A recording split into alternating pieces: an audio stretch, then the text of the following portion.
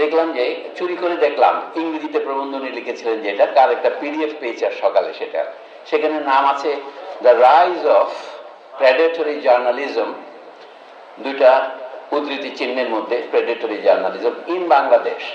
তারপরে একটা উপশিরোনামও আছে, এ স্ট্রাকচারাল হাইপোথিসিস। এইটাই তার মূল লক্ষ্য, আমি বুঝতে পারছি, হাইপোথিসিস তৈরি করা।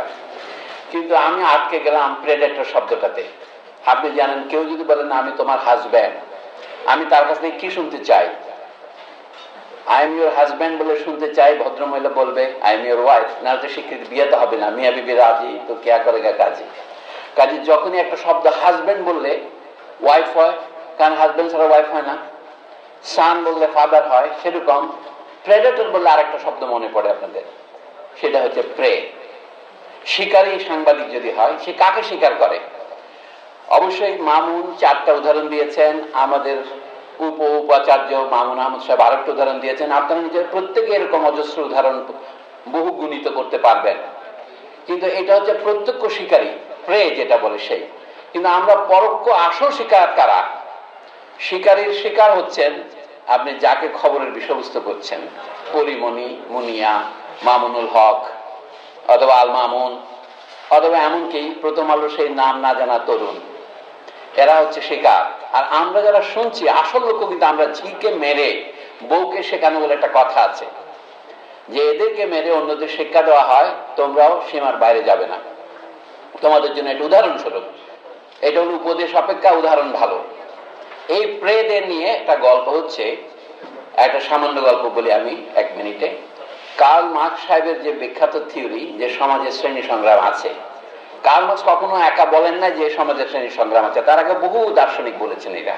উনি বলেন নতুন কথা হচ্ছে এর ফলে যারা শিকার, শ্রমিক শ্রেণী, একদিন তাদের সংগ্রামের মাধ্যমে তারা জয়ী হবে, জয়ী হওয়ার সম্ভাবনা দেখা দিয়েছে। কিন্তু তাহলে শিকারের সাথে শিকারীর সম্বন্ধ সম্পর্কে কার্ল মার্কসের বক্তব্য হচ্ছে দেশের পুঁজিপতি শ্রেণী এবং শ্রমিক শ্রেণীর মধ্যে সম্পর্কটা শিকারী এবং শিকারের সম্পর্কের মতো। এটা মার্কস মারা যাওয়ার বহু বছর পরে কেমব্রিজের এক অর্থনীতিবিদ, তার নাম রিচার্ড গুডউইন, গুড মানে ভালো, উইন মানে জয়ী, ভদ্রলোকের একটা থিওরি আছে প্রেডেটর প্রে মডেল। উনি একটু সামান্য অঙ্ক করে, যারা অঙ্কের ছাত্র তারা জানেন, কিন্তু ডিফারেন্সিয়াল ইকুয়েশন দুটা লিখেছেন। দেখতে ধরেন পুকুরে উদ আছে, উদ হচ্ছে শিকারী। উদের সংখ্যা যখন বেড়ে যায়, যে বাংলাদেশে যখন কর্পোরেট হাউসগুলো বেড়ে গেছে, তখন মাছ মরে যেতে থাকে, মাছ ফুরিয়ে যায়, পুকুরের মাছ তো খেয়ে ফেলবে সব। এরপর এমন একটা সময় আসে উদের সংখ্যা কমতে থাকে, কারণ খাদ্য না পেয়ে উদ মারা যেতে থাকে। কিন্তু উদ যখন মরে মরে কমে যায়, তখন আবার লালন ফকির বলছিলেন না আমার গান আসতেছে মাছের পোনার লাহান, আবার মাছের পোনা বাড়তে থাকে। এটা মজার একটা থিওরি আছে, চিজ ইন দি ওয়াল। আপনি যদি চিজ ফেলে রাখেন তার মধ্যে পোকা জন্মায়, তো এইভাবে আবার মাছের সংখ্যা বাড়তে থাকে। সোজা কাহিনী হলো যে হারে উদ কমবে সেই হারে বিপরীত হারে মাছ বাড়বে। কিন্তু মাছ যখন আবার বাড়বে, নতুন জায়গা থেকে উদ আসবে, মাছ খাওয়ার জন্য খাদ্যের সন্ধানে আসবে। তাহলে মাছ এবং উদের যে সম্পর্ক, বাইরে উদ কথাটা হচ্ছে মাছের ভিতরে যে পানির ভিতরে যে থাকে, উদ মানে কিন্তু পানি, যেখানে আমাদের উদর কথার পঙ্ক সেখান থেকে, এটাকে ইংরেজিতে হাইড্রো বলে, উচ্চারণ হয় গ্রিক ভাষায় উদ্র, ওই জন্যই। তো এই জন্য মাছের সাথে উদের যে সম্পর্ক, পুঁজিপতিদের সাথে শ্রমিকের সেই সম্পর্ক। এখানে শ্রমিক বলতে আমি শুধু কারখানা শ্রমিক বা গার্মেন্টস শ্রমিক বলছি না, আমরা সবাই যারা চাকরি করি, চাকর যারা, তাদের সাথে এই সম্পর্ক বিত্তবানদের। তো এতদিন আমরা মনে করতাম সংবাদপত্রের স্বাধীনতার শত্রুকে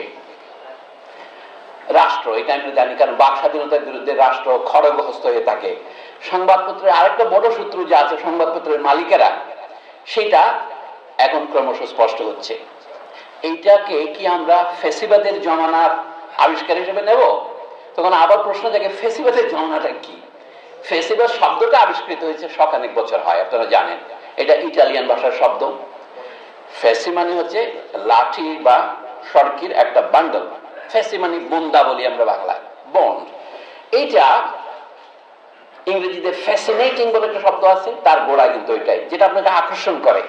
এই স্লোগানটা ইতালিতে আসলো এইভাবে, এক নেতা এক দেশ, বেনিতো মুসোলিনি ইটালি দেশ।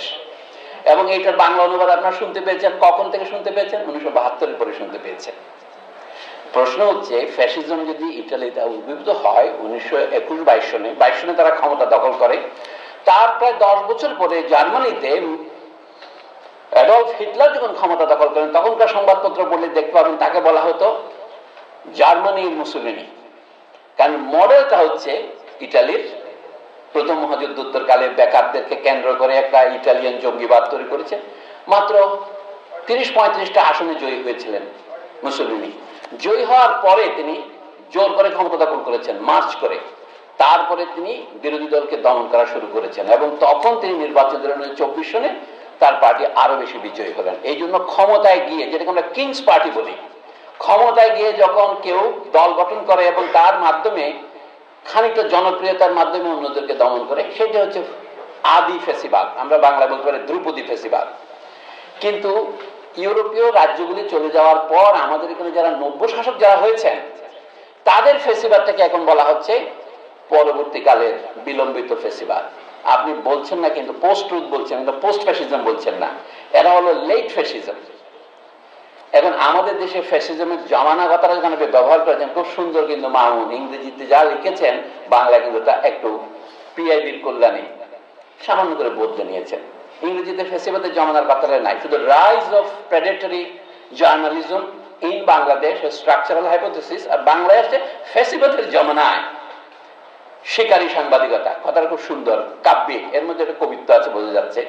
কিন্তু শিকারী সাংবাদিকতার উদ্ভব এবং বিকাশ তা কিন্তু বলেন নাই। এখন আমাদের মধ্যে যারা এখানে পণ্ডিত আছেন, ঢাকা বিশ্ববিদ্যালয়ের জার্নালিজম বিভাগের অধ্যাপক একজনকে দেখতে পাচ্ছি, কিন্তু জার্নালিজম বিভাগকে দেখতে পাচ্ছি না আমি। তো এই জন্য বলে না ফ্যাসিবাদের পতন হয়েছে বললে আমি একটু উৎসাহিত বোধ করি না। ফ্যাসিবাদ আশপাশে আছে, এমনকি হয়তো আমাদের বিভাগের ভিতরেও আছে। সেই জন্য আপনাদের একটু করে হুঁশিয়ার থাকতে হবে। পতন হয়েছে না বলে ফ্যাসিবাদ চলমান, তবে চলছে কিভাবে সেটা হচ্ছে আমাদের প্রশ্ন। যে ফ্যাসিবাদ যখন ওই যে ফ্যাসিবাদকে বারবার উৎপাদিত হয়, ফ্যাসিবাদের ঘটনা নাটকীয়, অধ্যাপক মহোদয় যেভাবে বলছেন তাতে আমাদের গা ছম করছে। কিন্তু আমি আবার আপনাদের সামনে কোনো চাঞ্চল্যকর সাংবাদিকতা করতে চাই না, আমি গায়ের দিকে তাকাতে চাই। ফ্যাসিবাদ আছে, কিন্তু আপনি ফ্যাসিবাদ বললে হয়তো আমার সাথে একমত হবেন না। এটাকে বলে ইংরেজিতে আরেকটা নাম আছে, স্বৈরতন্ত্র। এটা ইংরেজিতে অ্যারিস্টটলের ভাষা টিরানি। আগের দিনে রাজাদেরকে বলা হতো টাইরেন্ট। এই টাইরেন্ট থেকে টিরানি কথাটা আসছে। যে জন্য এই যে আপনাদের ঘড়ি আছে, এটা দেখেন, এইটা ডায়ালটা দেখেন সবগুলো ইংরেজিতে, কাটাগুলো তো আর ইংরেজি বাংলা নাই। নিচে লেখা আছে faculty of arts, university of Dhaka, Bangla. কত বছর আগে এটা লেখানো হয়েছে? নিশ্চয় 1921 সালে লেখা হয়নি। 2003। হ্যাঁ, তো এই যে লেখা হচ্ছে 2003 থেকে এই পর্যন্ত ঢাকা বিশ্ববিদ্যালয়ে। এইখানে দেখেন ইংরেজি আরসি মজুমদার, এটা ইংরেজি স্টাইলে করলো। আরসি মানে কি? বাংলা একটা শব্দ রমেশ চন্দ্র, ইংরেজিতে আবার দুটো হয়ে গেল রমেশ এবং চন্দ্র। আবার আর্টস অডিটোরিয়াম, এখানে দেখেন আর্টস ফ্যাকাল্টি। এটা কিন্তু কারো চোখে পড়ছে না, কারো কাছে এটা আমি তো বলি যে এটা ফ্যাসিজম, আপনারা আমাকে এখানে বের করে দেবেন।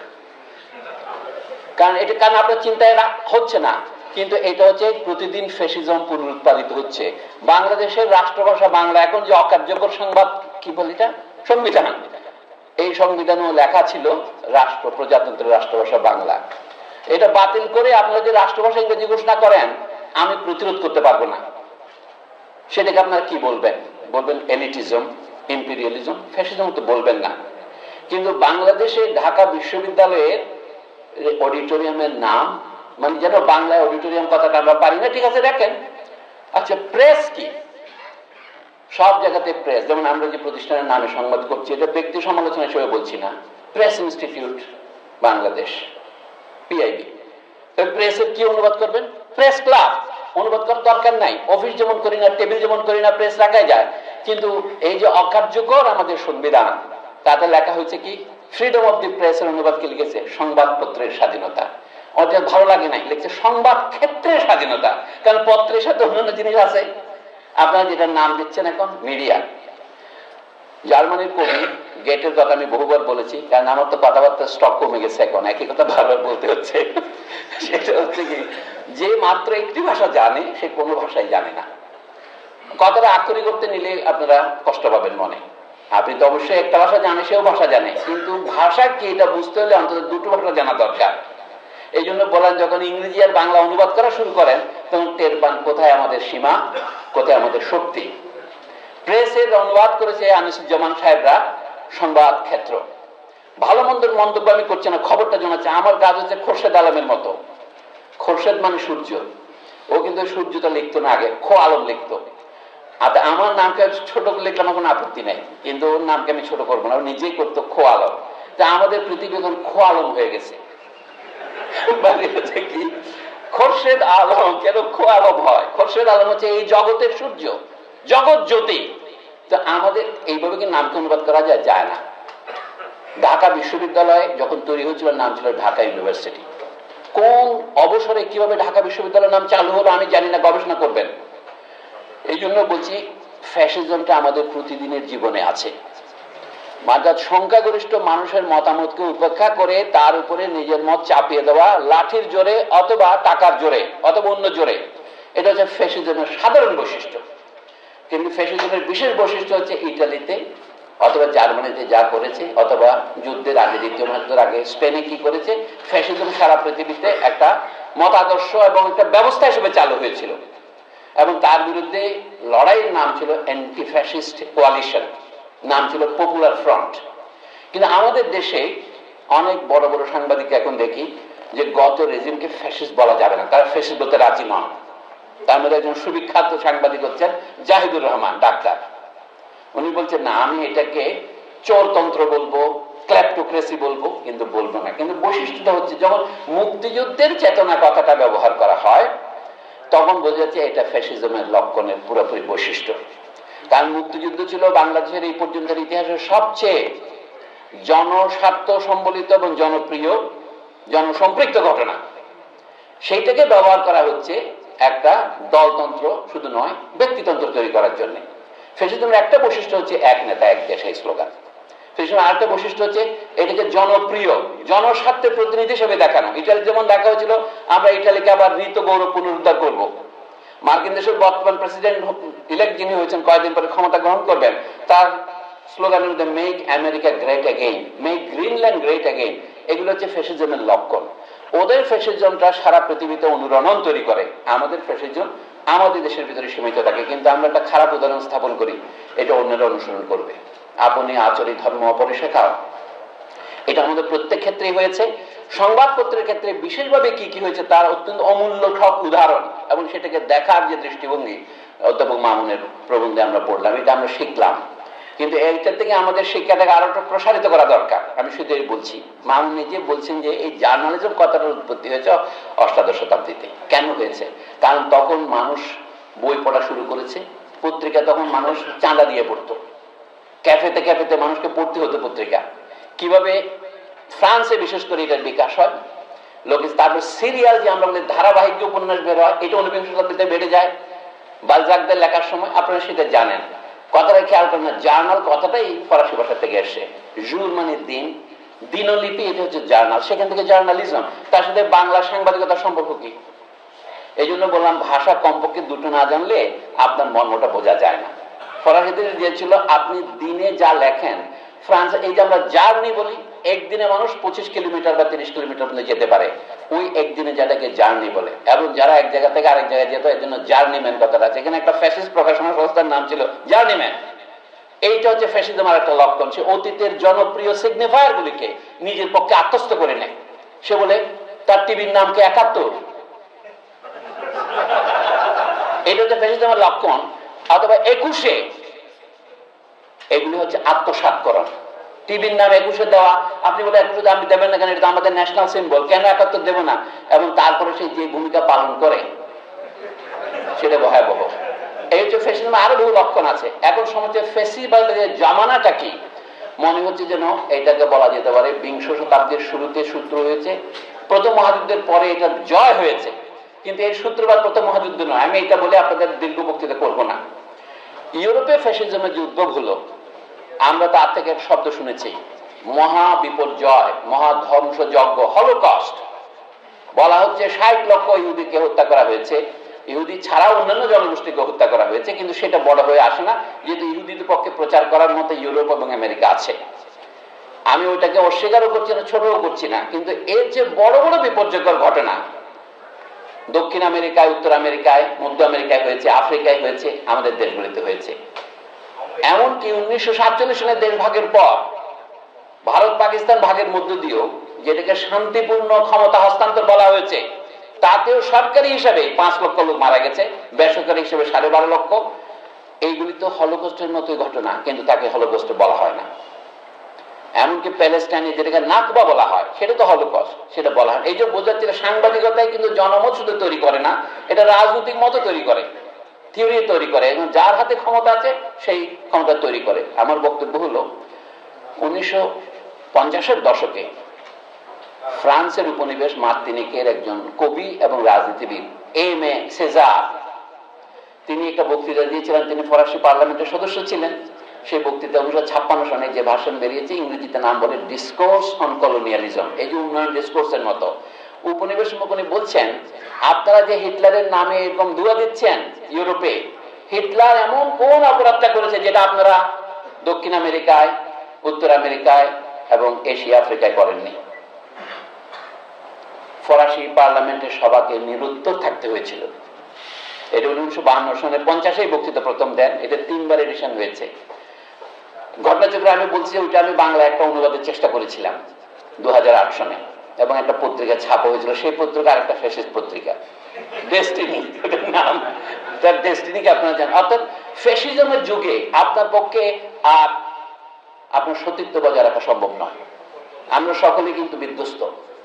মানে এই কারণটা হলো, ইউরোপ যত উপনিবেশবাদ করেছে এবং সেখানে যে ধরনের নির্মম হত্যাযজ্ঞ চালিয়েছে, এবং সেটাকে বলেছে কি এরা যত অসভ্য এবং বর্বর, এদের মারা অধিকার। ফ্রান্সের বিখ্যাত পণ্ডিত এর্নেস্ট রেনা, যার লেখা রবীন্দ্রনাথ ঠাকুর বাংলা অনুবাদ করেছেন নেশন কি নামে, ভাবানুবাদ যদিও, সেটা এই রেনা সাহেবের বক্তব্যের মধ্যে যে ফ্যাসিবাদ আছে সেটা রবীন্দ্রনাথের কখনো চোখে পড়ে না। বর্ণবাদ হচ্ছে ফ্যাসিবাদের প্রথম লক্ষণ আন্তর্জাতিক ক্ষেত্রে, যে আমরাও সেটা আছে। আমাদের দেশের রাষ্ট্রভাষা আন্দোলনকে আমরা সাধারণত গত ফ্যাসিবাদের আমলে স্বাধীনতা সংগ্রামের সূতিকা গা বলে ধরে নিয়েছিলাম।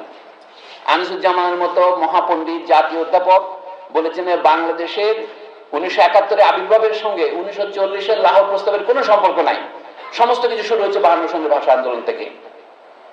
এটা তার লেখাতে আছে পরিষ্কার। তার তিনি লিখছিলেন আবুল মনসুর আহমদের লেখার সমালোচনা করে, যিনি বলেছিলেন যে 1971-এর বাংলাদেশের স্বাধীনতা হচ্ছে 1940-এর 23শে মার্চ লাহোরে যে প্রস্তাব উত্থাপিত হয়েছিল, ভারতবর্ষের বিভিন্ন অঞ্চলে আলাদা আলাদা স্বাধীন রাষ্ট্র করতে হবে, সেটার ভঙ্গ করা প্রতিশ্রুতি পূরণ মাত্র। এই তত্ত্বের বিরোধিতা করতে ওনারা বলছিলেন। আমি যে এই যে আনিসুজ্জামান আমাদের এখানকার ঢাকা বিশ্ববিদ্যালয়ের অধ্যাপক ছিলেন, বলেন ফ্যাসিবাদের প্রধান তাত্ত্বিক। আপনি যখন ওটা চিনতে পারবেন না, তাহলে ফ্যাসিবাদ চিনতে পারবেন না। ফ্যাসিবাদ শুধু 2টি দৈনিক সংবাদপত্র তৈরি করে নাই, এই সংবাদপত্রের সম্পাদকদের যারা শিক্ষক, তারা হচ্ছে ফ্যাসিবাদের প্রধান রূপকার। না, যে লোক বলে কি বাংলাদেশের মুক্তিযুদ্ধের সাথে 1952-এর আগের কোনো ঘটনার সম্পর্ক নাই, তিনি অর্থাৎ গোটা ব্রিটিশ আমল জুড়ে আমাদের যে সংগ্রাম সেটাকে অস্বীকার করছেন। আর একটা উদাহরণ দিই সংবাদপত্রের ফ্যাসিবাদের উদাহরণ, মামুন যেগুলো দিয়েছেন সেটা হচ্ছে লেবাননের কবি খলিল জিবরানের কথার উদ্ধৃতি দিয়ে বলি, উনি বলছেন সে যা বলে তুমি কান দিয়ে শোনো। এটা শুনেছেন মামুন সাহেব। আমি বলছি আরো একটা কথা বলছেন, সে যা বলে না তা আরো বেশি কান দিয়ে শোনো, কারণ তার নীরবতার মধ্যে অনেক ভাষা আছে। তারা যেটা আলোচনা করে সেটা বললে তারা যে আলোচনা করেন সেটা কি।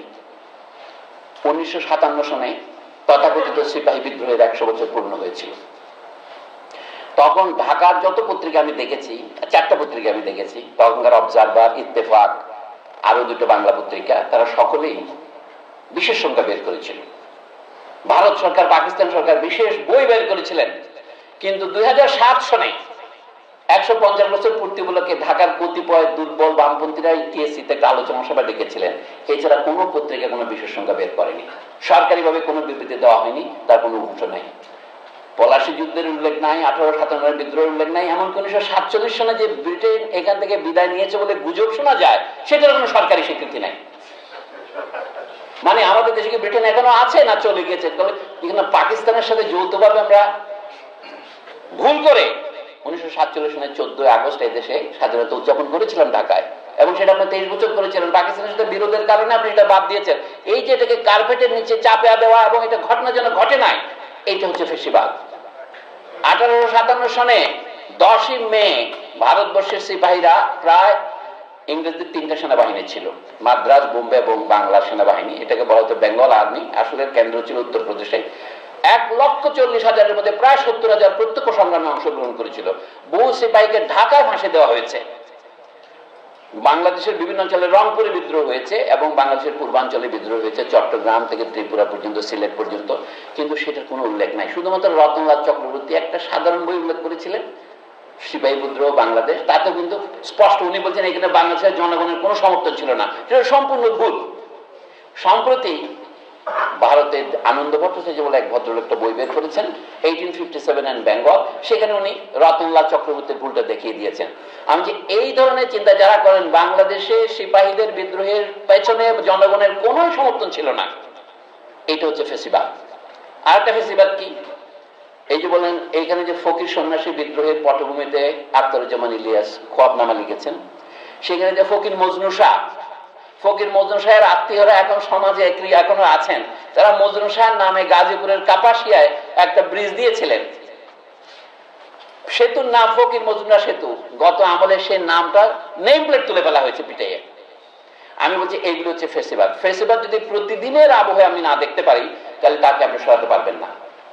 তো সাংবাদিকতার পেছনে আছে আমাদের বিশ্ববিদ্যালয়গুলি। আমি এটা বলে শেষ করতে চাই, বিশ্ববিদ্যালয়, সংবাদপত্র, রেডিও, টেলিভিশন, যেটাকে সংবাদ ক্ষেত্র বলে, এগুলো সবই হচ্ছে আমাদের রাজনৈতিকভাবে জনমতকে আদায় করার প্রচেষ্টা, যেটা নোম চমস্কি এবং এডওয়ার্ড এস হারম্যানের যে বিখ্যাত বই তারা অনুবাদও করেছেন আমাদের বন্ধুরা, ম্যানুফ্যাকচারিং কনসেন্ট নামে, সম্মতি উৎপাদন নামে, ওইটাও আরেক ধরনের বোঝে। উনি যে একটা মডেল করেছেন সেটা আমেরিকান, বিশেষ করে মধ্যপ্রাচ্য সংক্রান্ত সংবাদের এবং জনমতকে গড়ে তোলার প্রক্রিয়া হিসেবে। আমাদের পত্রিকা শুধু এটা করে না, যেটা আমরা পিছনে দেখি না, এটা হচ্ছে আইডিওলজিক্যাল স্টেট অ্যাপারেটাস কোথা থেকে শুরু হয়, স্কুলের পাঠ্য বই থেকে শুরু হয়। এই জন্য পাঠ্য বই নিয়ে এত সংগ্রাম। পাঠ্য বইয়ের পেছনে এই জুলাই আগস্ট বিপ্লবের গ্রাফিটি থাকবে এবং সেই গ্রাফিটি বইতে আসলে তার বিরুদ্ধে আক্রমণ করা, এত ফেসিবাদ জীবন্ত আছে। অর্থাৎ যারা ওই আন্দোলনে বীরের ভূমিকা পালন করেছিলেন তাদেরকে ধরে পিটানো হচ্ছে, এটা তাহলে ফেসিবাদ কি অন্তর্হিত হয়েছে? হয়নি। তাহলে এর বিরুদ্ধে লড়াই করবার জন্য এটা একটা প্রয়োজনীয় আলোচনা আজকে এটা হয়েছে। কিন্তু এই আলোচনাকে আমি অধ্যাপক নিয়াজ আহমদ খানের কথা প্রতিনিধিত্ব করে বলবো, এটা আমাদেরকে আরো বিস্তৃত করতে হবে, দেখতে হবে যে ফেসিবাদ কিভাবে বাস করে। আমাদের শিক্ষকদের মধ্যে আছে, আমাদের ছাত্রছাত্রীদের মধ্যে আছে। এটা শুধুমাত্র বিশেষ নামধারী রাজনৈতিক দলের মধ্যে নয়, এটা আমাদের পাঠ্যপুস্তক প্রণেতাদের মধ্যে আছে। আমাদের এই পাঠ্যপুস্তক কারা প্রণয়ন করেছে? যারা বাংলাদেশকে কেন বাংলা অঞ্চল নামে ইতিহাসের বইতে অন্তর্ভুক্ত করেছে। এই ঢাকা বিশ্ববিদ্যালয়ের ইতিহাস বইকে শিক্ষকরাই করেছে সেটা, এবং তারা এখনো চাকরিতে বহাল আছে। ঢাকা বিশ্ববিদ্যালয়ের শিক্ষক সমিতি কি ভূমিকা পালন করেছে এটার ব্যাপারে কোনো সমালোচনা না করে আপনি যদি বলেন যে ঢাকা বিশ্ববিদ্যালয়ের উপাচার্য এবং উপ উপাচার্যকে দাওয়াত দিলে আপনারা পাপ মোচন হয়ে যাবে, এটা হবে না। এটা বিচারের মুখোমুখি করা দরকার। আমার মনে হয় আমি বক্তৃতা দেব, কিন্তু উত্তেজনা সৃষ্টি করতে চাই না। ধন্যবাদ।